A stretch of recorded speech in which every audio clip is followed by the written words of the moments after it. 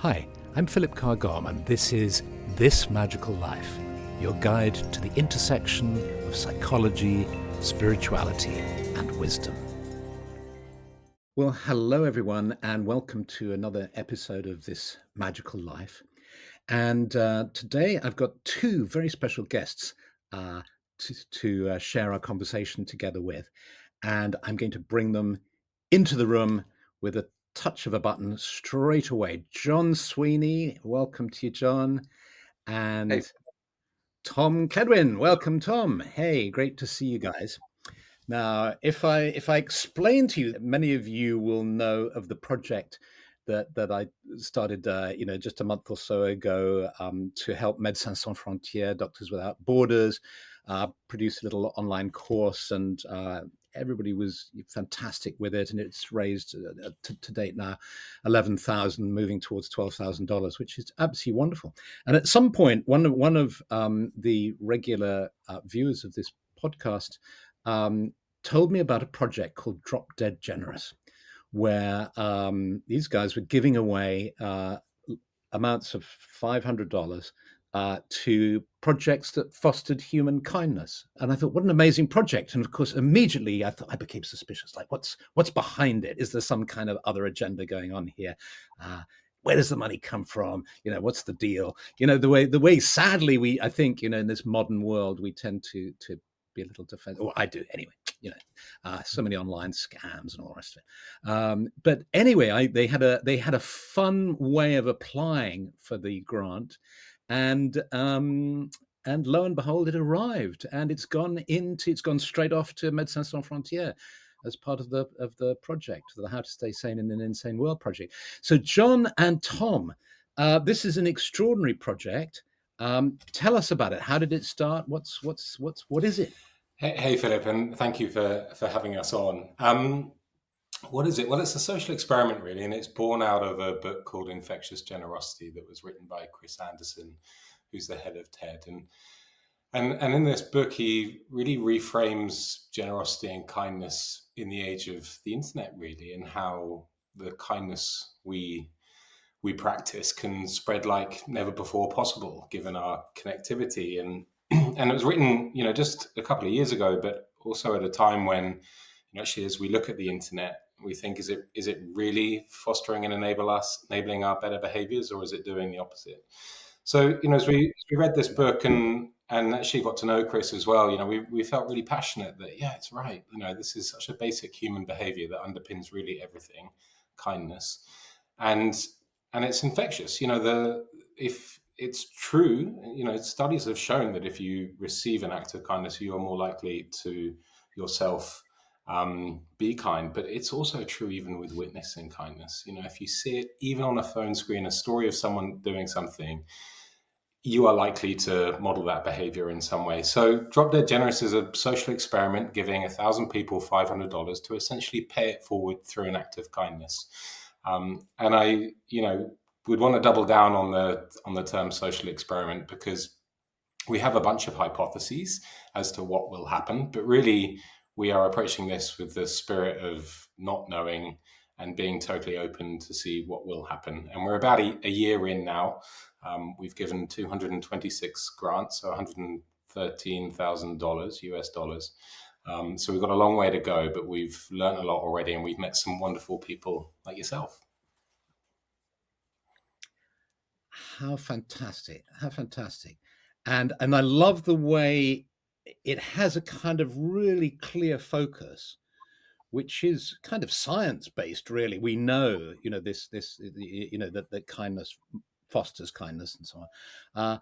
And yet you're also very open, and you're open to seeing where it goes. And for anybody who interacts with the Drop Dead Generous sort of system, you'll know how open it is and how easy and how warm and friendly and humorous it is as well. You're not putting blocks in the way of people. You're really trying to be generous with. And how did you two guys get together, and how are you both involved in this? Will I take this one, Tom?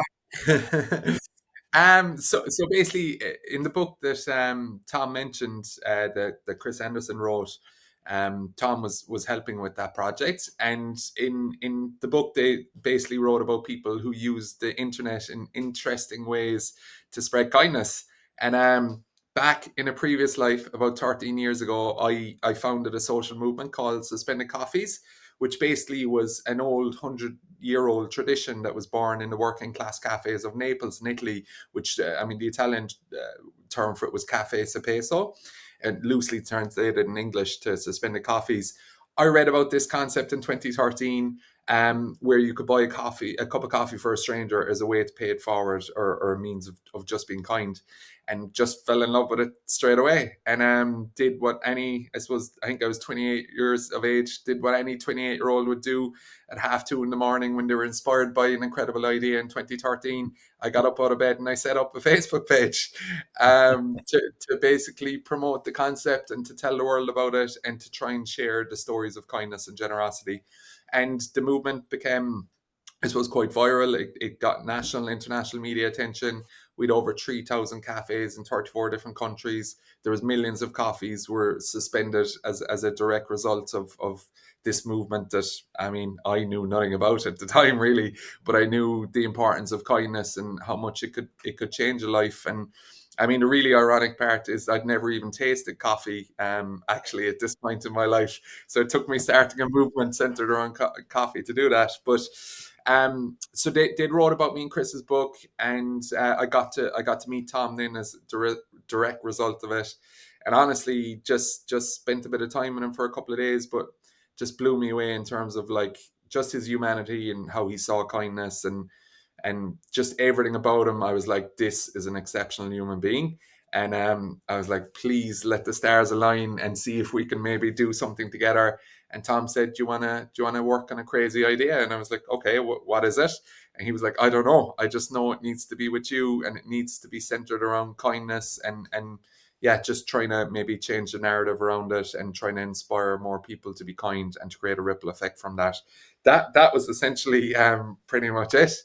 Yeah, which was quite special, I have to say. That's fantastic. That's fantastic. I mean, what I love about the project is it kind of takes, for me, and I think for many people, the kind of core belief, reality, concept that sits at the heart of all religion, all spirituality, uh, which is what I would term the concept of the radiant self. The fact is that we're all souls that come out of love, however you conceive it in terms of sort of deity or the divine source or whatever you want to term it.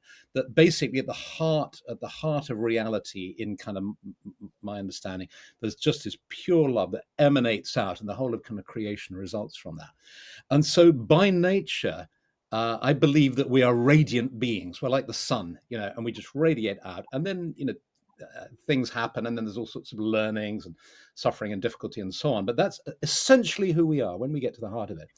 And my experience of traveling around the world, as I think is most people I've talked to, and everybody I've talked to ask about this, is you travel around the world, you meet lots of people in different cultures and all that, and most people are good and generous and kind. And then, of course, people go through difficulties, and sometimes it doesn't always show because they're suffering or they've, because of their history. But there's the occasional bad apple, but very few. When I look back on the bad apples I've met in my life, they're very, very few and far between. And I'm sure if I spent time with them, this is the optimistic part of me, I would find their core and try to relate to that too. So it's like your project goes to the heart of what I think is most essential in life. And then the interesting thing about it is, and then it kind of drops any kind of dogma or belief, or it's like it's not a Christian project, it's not a religious project, it's not a spiritual project. It just speaks directly to the most important thing in the world. And do you know that program on I think it's on Radio 4, where they just take they get people recounting a moment of kindness they experienced, usually from a stranger who they kind of don't know who they are, but they recount the story. it's very touching. And my story, and I'll never forget this. I was going through a really, really tough time, going through a divorce, and I had my little boy who was really small, and so it was really tearing me apart. But I'd go up to London on the train every weekend, pick him up from his mom, and then take him down, spend the weekend with him, and then take him back. So it was a really hard time, and I he would often fall asleep in the train. So I'd have this little, 5, 6, 7, 8-year-old boy, and he'd end up on my lap, and I would just gently, stroke his head sometimes, and this elderly gent, just as the train pulled into Clapham Junction, this elderly guy who looked quite, serious, he looked like a kind of headmaster figure, serious older man.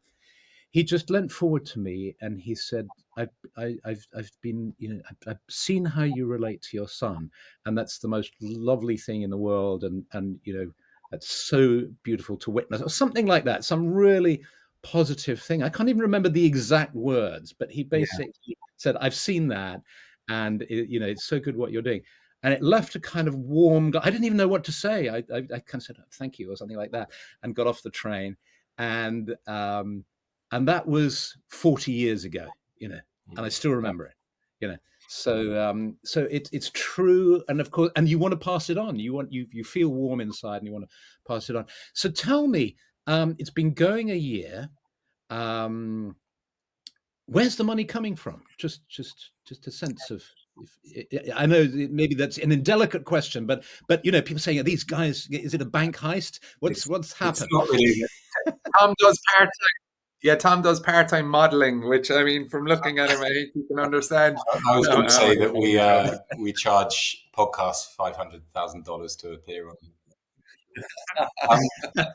No, Philip, we have an amazing philanthropist who's backing this initial stage of the project.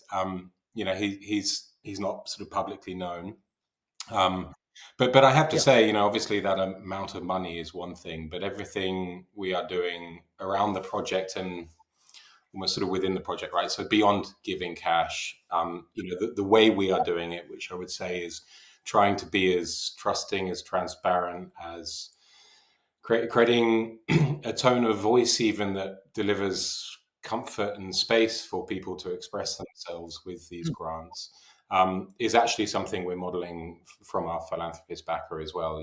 He's supported us, but also given us a lot of space and trust to do this in the way we are. So we're also trying to pay forward that sort of attitude as well that he's supporting us with, or she.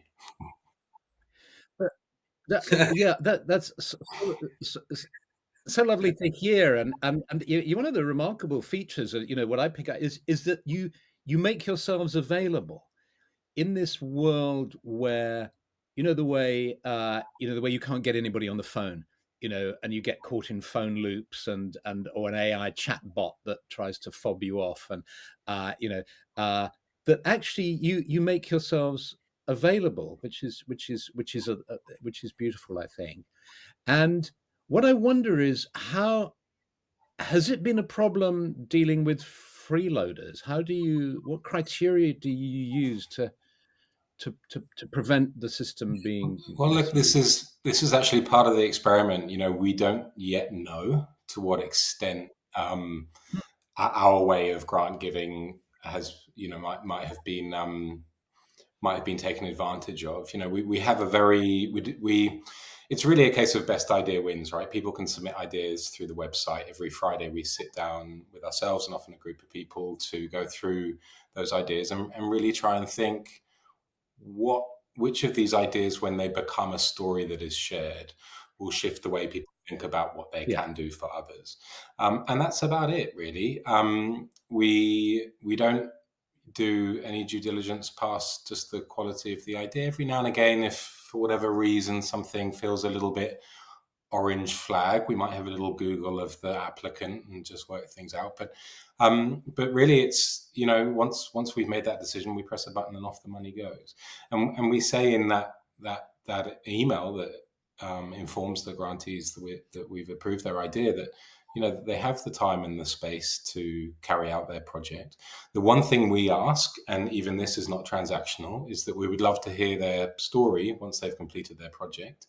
And we have a very simple and funny way for people to do that. They can click on a link and leave a message on an answer machine on our website, and that gets automatically posted up to a podcast feed called the $500 answering machine, $500,000 answering machine.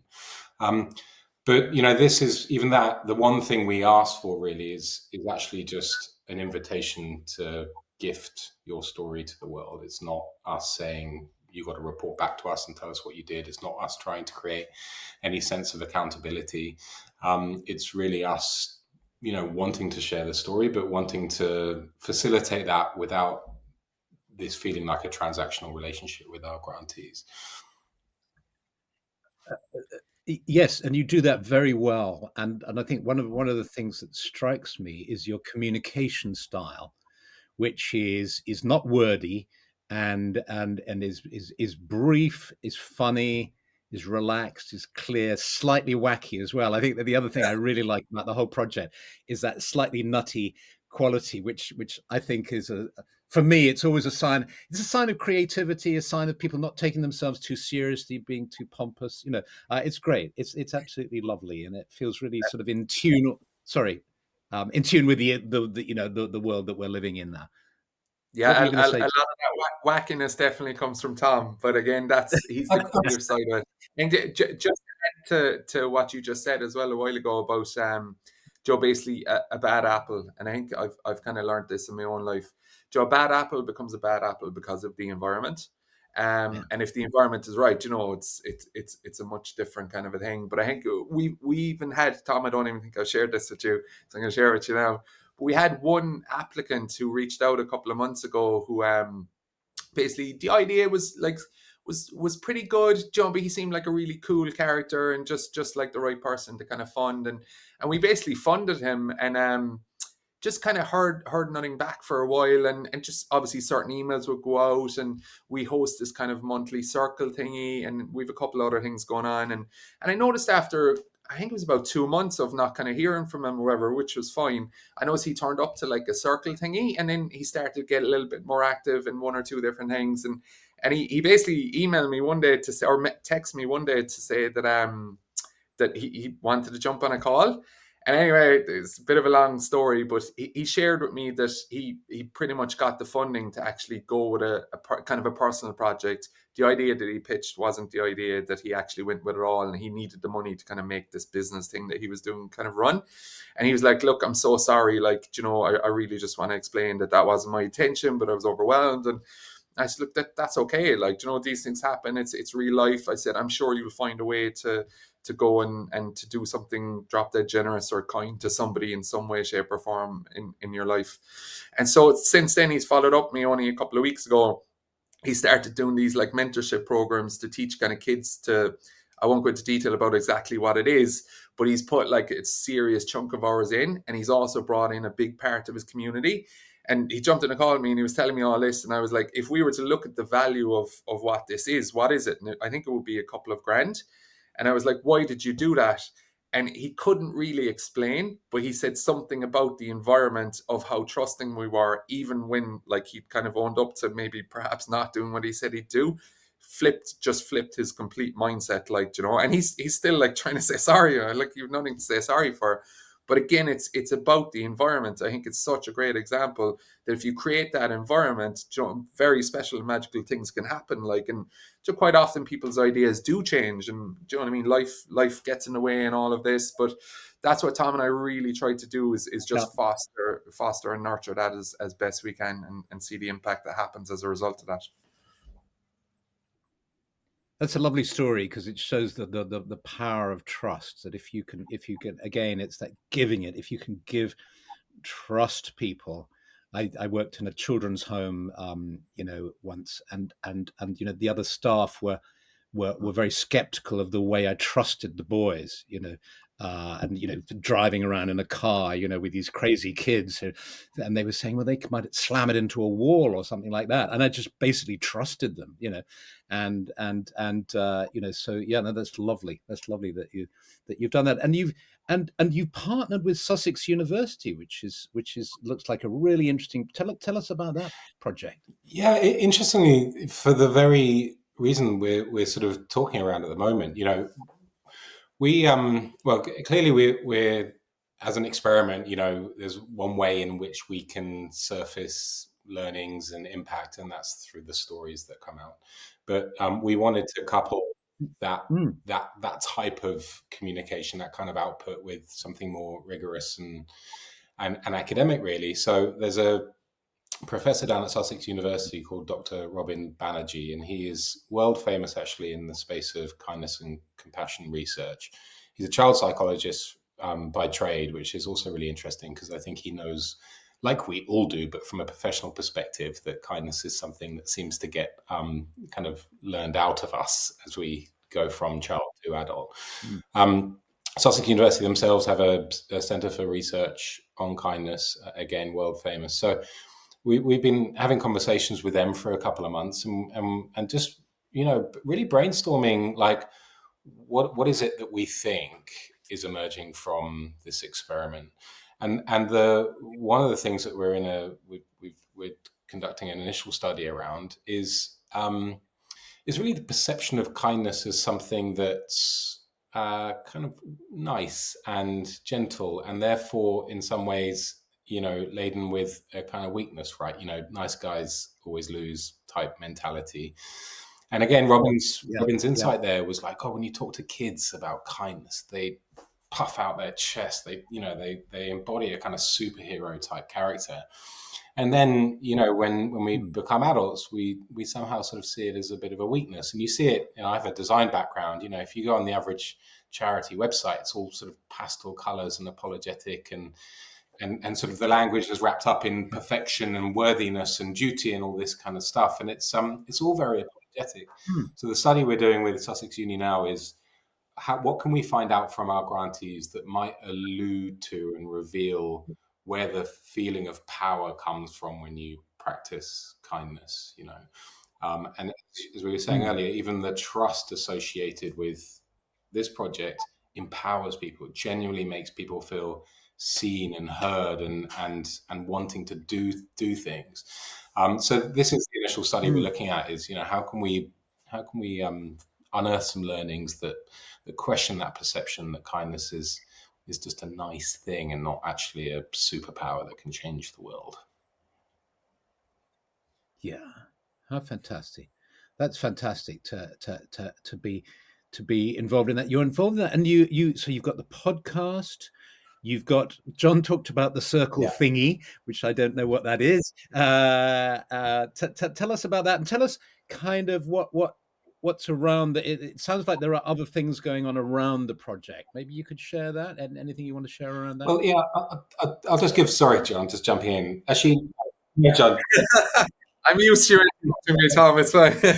go for it, because I think we'll give different answers. Because again, No. You go, brother. no, You well, go. at the baseline, what we now have is a series of grantees and stories emerging from that, Philip. We're continuing to sort of fine tune the criteria and working out ways to get to better and better ideas. But now over the next year, we're really just going to be experimenting with how to story tell. How do we tell the story of what's going on, both on a sort of one-on-one basis with the individual stories, but then the sort of meta narratives and themes that are emerging from them. So we're totally agnostic as to what the medium is there. We have a podcast, and we also have another podcast that's focusing on content creators who are purpose-led. We're doing a lot of long form writing now, and we'll be publishing a Substack to sort of really open up what we're learning. But that's all sort of, I guess, content, media, communicationsy stuff, and from John's side of things, especially, we're really trying to foster the community, hence the circle thingies. At which point, I'll hand over to John. Thank you, Thomas. Yeah, so the circle thingy basically, again, anything with an interesting name has come from Tom. I just want to put that out there. So the circle thingy was his creation. But basically what it is, it's an opportunity for anyone within the community or outside of the community to turn up once a month on a call pretty much like this. And yeah, we basically hear the stories about what people have done. We answer questions that they may have. It's an opportunity for people to kind of come and meet us. So quite often, people reach out and ask, has their idea been funded? And if their idea hasn't, we encourage them to come to the circle thingy and just hear a little bit more from some of the people who have been funded. Listen to kind of our reasoning for why that is. And quite often, a lot of people who actually might not necessarily get funded initially turn up to the circle thingy, like completely change their idea, because there's a bit more to drop dead generous than just like being kind and thinking of a simple way to be kind. There's a little bit more to it, and I think when we give that context in, it just people understand and they get it. So whether you've been funded, not funded, if you just love what's going on, love hearing the stories, I mean, it's incredible. Like, we hear it in real time, how somebody's idea has gone. Like, they'll turn up circle thingy and tell us all about it, full of just excitement and just such a special thing to experience. So we try and hand the mic over to the community, and use as an opportunity to show up. And again, from that, then anyone within our community or outside our community can book a call, chat with Tom or I. Our calendar is completely open. Any questions, anything and all that they need. We even trying to help people outside the project in certain ways if we can. If quite often we've just jumped on a call with people because certain things have been going on and just felt like the right thing to do. I mean, obviously you can't do that with a billion people, but you try and do it to the best of your ability. And that once a month, on the last Wednesday of every month, is a very special experience, actually, with just a load of strangers turning up in a Just circle. bringing people, that's lovely, isn't it? That just bringing people together in circles is it's so simple, and yet there's a real magic to it, isn't it? I think it answers our call, that basic, for thousands of years we as human beings would gather in circles and sit around a fire and tell stories and share our experiences and so on. It's a fundamental human activity. And I do a little thing called biscuits with druids. After I do tea with a druid on a Monday, and then I do biscuits with druids for people in our kind of group. You get about 50 people, and there's no agenda, and you just, again, you hear people's stories and people share and stuff. It's fantastic. That's lovely that you're doing that. That's absolutely great. You spoke early on in the interview about this stuff as sort of a fundamental kind of nature of all of us, but from your unique perspective as a professor of Druidry, what I'm really curious, what and assuming like us, we know very little about Druidry, what role does kindness, compassion, play specifically within the communities and beliefs of Druidry? That's really interesting, isn't it? Because Druidry today is really a sort of kind of loose collection of people all over the world who are interested in kind of nature spirituality, if you like. They fall in, I would imagine they fall into this category of spiritual but not religious. I mean, there's some people who are religious, but many kind of people who it's called SBNR is the category in sort of demographic language. Spiritual but not religious, and they're not looking for kind of dogma or rules in which to live their life, but they feel that there's sort of deeper meaning to life, and they often find that in nature. So people who are attracted to Druidry or the Druid community tend to be people who are in love with the natural world, who kind of see what we're doing to it and are concerned about that. But also they recognize that somehow it feeds them not only kind of aesthetically and so on, but also in some deep way, and they have this love for the world, and they want to be kind to it and nurture it and support it, and of course nature includes us and human beings. So I mean, when I started to lead the Order of Bards, Ovates and Druids about 35 years ago, my life was changed so dramatically because I started traveling all over the world, meeting amazing people, doing all sorts of amazing projects. because another interesting feature of Druidry is that it has a love of art. So sort of art and nature. So there's this Eisteddfod, which is a Welsh word, which means the festival of the arts. And so there's always, there's poetry, song, story, music. It kind of recognizes and the reason why I've stayed with it all these years, even though I also trained in psychology and, I'm a psychotherapist and all the rest of it, is because and I think we all we need art, poetry, beauty, story, and the slightly mysterious. Psychology is always trying to, I get the British Psychological Society journal, and psychologists are always trying to understand stuff and to nail it down with stats, and that's really helpful. Like your project with Sussex Uni is really helpful to get a clear understanding of what's going on. But you also need to make space for mystery and for, so that's kind of where it is, I think. And I think you guys have managed to convey this just in the way you present it. It's brilliant. It's a work of genius, really. I think what you're doing, And do you is there a particular country where are people mainly coming from? I guess it's the English speaking world, is it, or where are the applications coming from mainly? I mean, they're from all over the world. Obviously, we have a bunch in the UK. We have a load in Brazil, especially Porto Alegre, because you find sometimes when it sparks in certain places, it can ripple out. So Right. Mexico just funded somebody in Colombia. Actually, Uganda is a place where we've had a pretty significant impact. Great. China, it's all over the All right. world. Just Worldwide. Yeah. worldwide. Yeah, completely Worldwide. worldwide. How Yeah. how fantastic. How fantastic. Well, that's great. I would just I think that feels like we know. I think if I was a listener to now, I'd want to dive into your website and check you out and all the rest of it. So thank you so much, John and Tom, for coming on.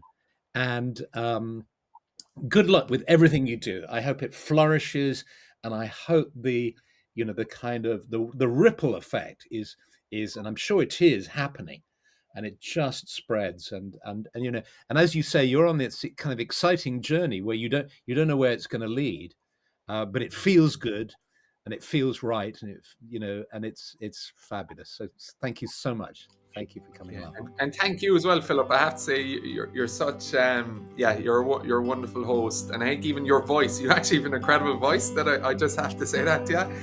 But yeah, it's been an absolute pleasure, my friend. So thank you so much.